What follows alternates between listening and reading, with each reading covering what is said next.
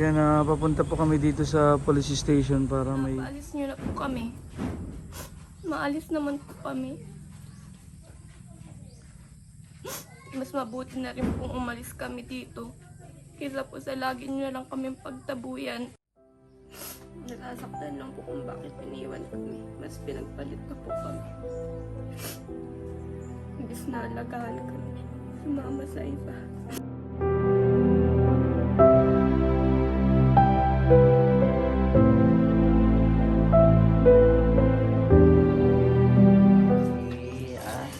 Pagpikato ako na lang, maaaring buhay. May nakakatulong na naman sa akin. Magtahimik na kami din. Magtahimik na kami.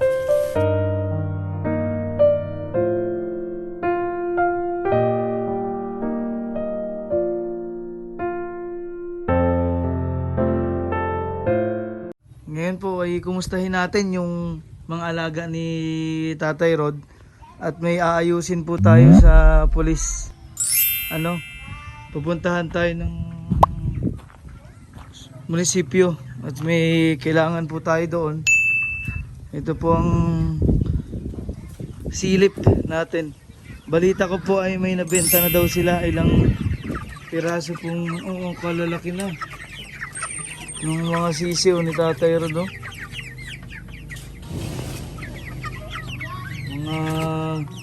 Mga halos isa't kalahating kilo na ito, kasi buong kulungan po ay binuksan na ni Tatay Rod. Ngayon po wala si Tatay Rod dito dahil nagamas po ng palayan para may pambayad po sila sa kanilang kuryente, dahil dumating na po yung bill ng kuryente nila. Marami po salamat sa nagpaabot po ng pagmamahal. Meron na silang washing machine from Singapore. Marami pong salamat. Ayaw magpabanggit ni ma'am. Kaya nako, asahan na natin na lalaki ang kanilang bill nito. Pero yung naghahanap buhay ngayon si Tatay Rod, kaya wala siya dito. So sasamahan natin yung panganay Tatay Rod para may kunin po sa police station.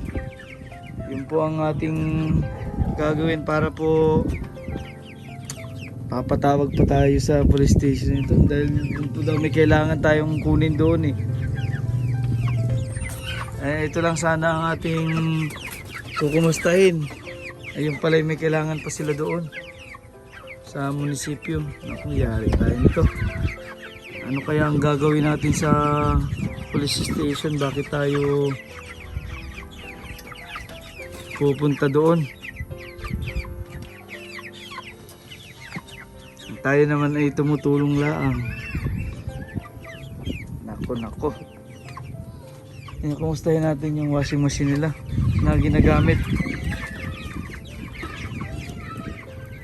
Yung katatapos lang po nila maglaba at nandito sa labas ang kanilang washing machine. Kumustahin po natin kung anong itsura na nitong naaalagaan ba nila. Ayan, nakapatong po sa styro.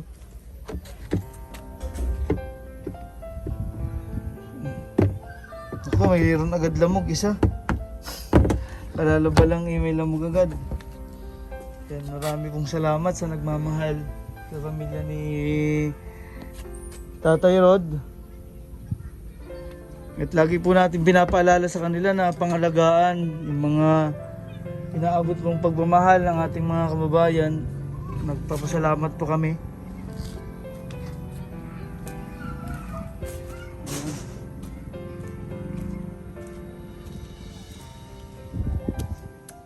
Tinignan natin yung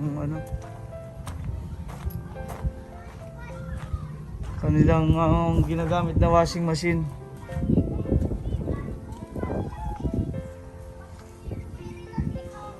Yan, dito po yung palibot. Dito balak nilang maglagay ng sitaw.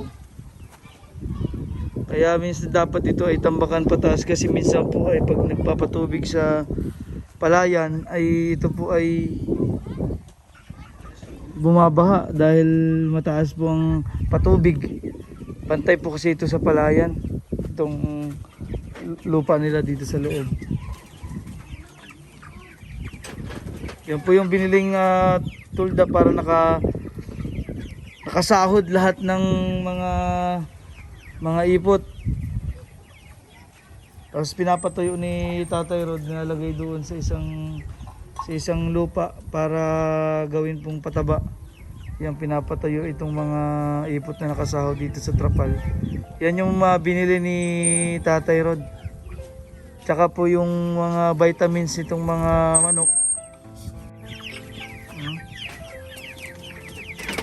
Usapin sana nga natin ngayon si Tatay Rod, may trabaho po. Ayan, parating na pala si Tatay Rod.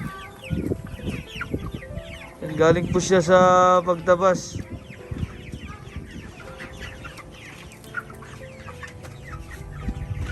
Tay, may nabenta na po ba kayo dito? Oo, kuya Ryan, dalawa. Dalawa. Dalawa na. Dalawa. Ilan ho? Isa yung nabenta nyo. Tatay Rod, bagong gupit. Magkano po ang pasahod pag ganyang mga pagamas po ng palayan? Parang 350 lang nga rin. Hindi pa po kayo binayaran ngayon? Ilang araw po ba yan pagamas yung kanilang palayan? Ilang hektarya po ba yan? 3 foot lang yun na gamasan namin yun. Ang iba walang damo. Ngayon, buti naabutan ko po si Tatay Rod dito.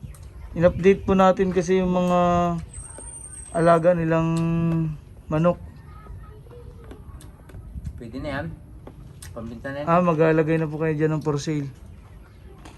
Ilan na piraso po yan? 54. 54.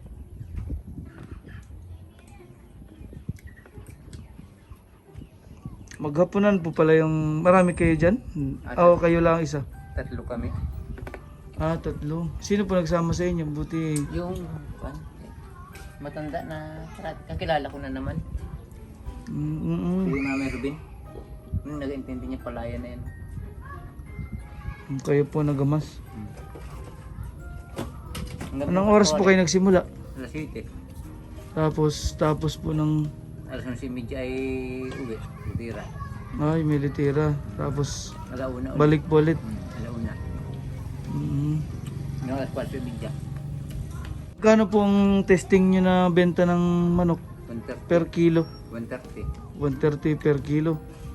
Ay yung una pong tinesting yung ibentang isang piraso, magkano pong inabot lang? 182. Maganda na po no. Ilang ano yun? 1.4. 1.4, 182 na. Isang piraso. Maganda na rin po pala no. Lalo na mas malaki na yan ngayon. Nasa 200 na isa yan. Ay dahil dito mas mabibigat na po. Ay, ayos po yung mga tingin natin kanina kasi wala pa si Tatay Rod. Ay mas mabibigat na po pala. Natimbang na po ito ng mga ilang... Ano yung medyo pataas yan? Ano, 1 kilo kalahati, makakarnaiwan yan. Yun po ang mga pinakamababa na. Uno medya. Meron pang mababa. May mga 1.2 pa rin po. Meron pa rin. Buti nagkaroon ng pagamas kayo Tatay Rod ngayon no? Para po pambayad ng kuryente. Bayan. Paano? Yun nga po yun nga. Nagkaroon ng washing machine baka mas malaki pa yung next bill. Sigurado may 700 na ngayon eh. Oo. Ang malakas yung income. Sa Manok. bumbilya? Hindi ba pwedeng gamitin po yung LED o LED lang? Huwag yung kasi malakas talaga yung bumbilyang gayon hindi lo? Ay wala na, pundi na parehas. Pundi na po. Ang dali ng manok kagabi.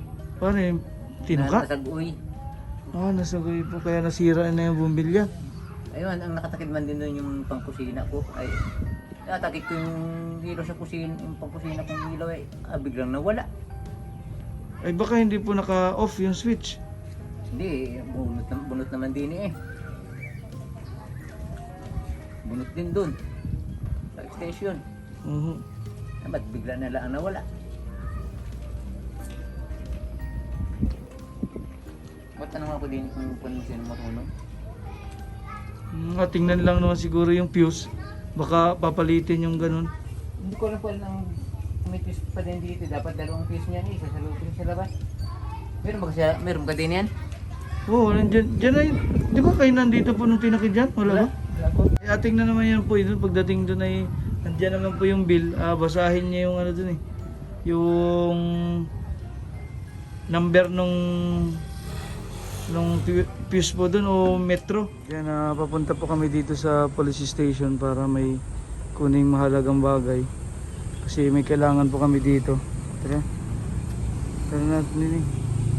Kasi dito po kailangan po namin kumuha para po sa kanila. Mamaya na po ulit at babal mag video dito.